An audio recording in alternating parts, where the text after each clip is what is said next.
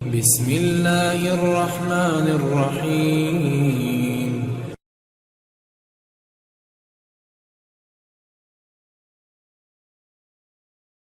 آقا کریم نے ارشاد فرمایا من ترک الجمعۃ ثلاث جمع متوالیات فقد نبذ الاسلام وراء ظہرہ، جس نے بغیر کسی عذر کے 3 جمعے چھوڑ دیے اس نے اسلام کو اپنی پشت کے پیچھے ڈال دیا، اس نے پرواہ ہی نہیں کیا اسلام کی۔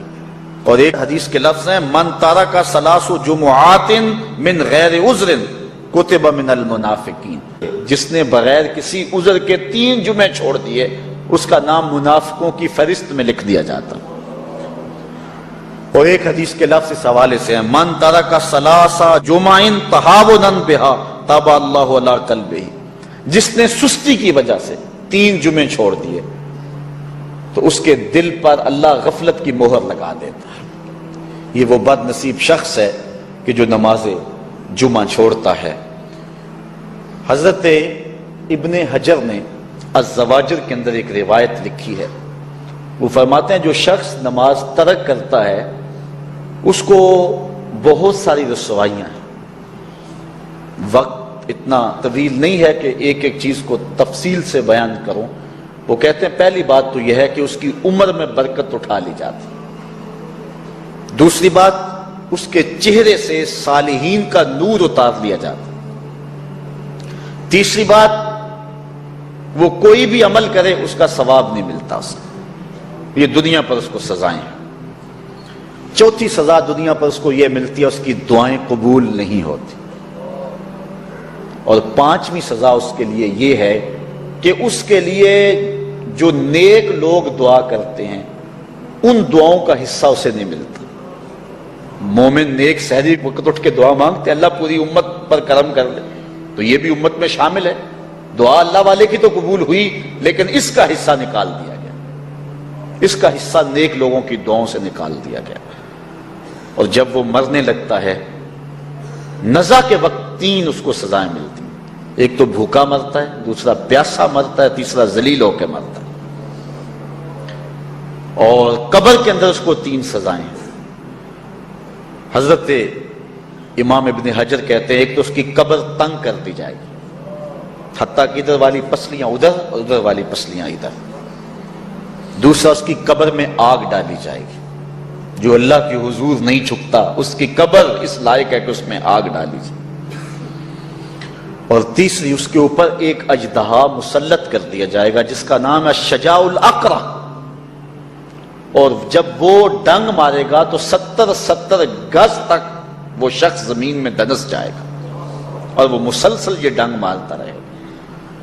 اور کہا کہ 3 سزائیں اس کو حشر میں پہنچیں گی، ایک تو اس کا حساب سختی سے لیا جائے گا، اور جس کا حساب سختی سے لیا گیا وہ بچ پائے گا، حساب سے بچے گا وہ جس سے اللہ صرف نظر کرے گا۔ اللہ اکبر۔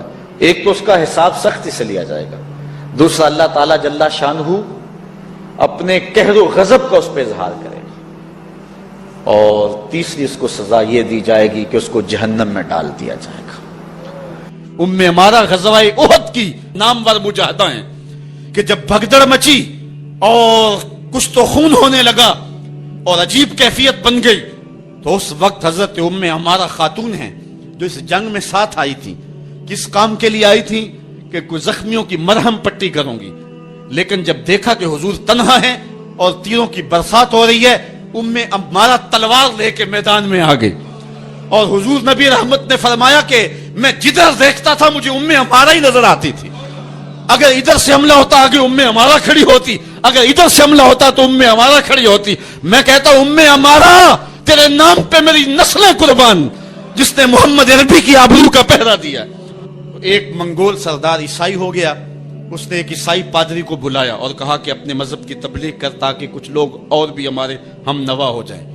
اس نے قسم پرسی کے سالم میں کہ اب کوئی شخص نہیں ہے جو اسلام کا نام لیوا ہو، تو اپنے خبث باطنی کا اظہار کر دیا اور پیغمبر حسن و جمال حضور نبی رحمت کی توہین و تنقیص کا آغاز کیا۔ ابن حجر نے لکھا ہے کہ ایک کتا تھا جو خیمے کی چوب کے ساتھ بندھا ہوا تھا، جب اس نے توہین کا آغاز کیا تو اس نے بھونکنا شروع کر دیا.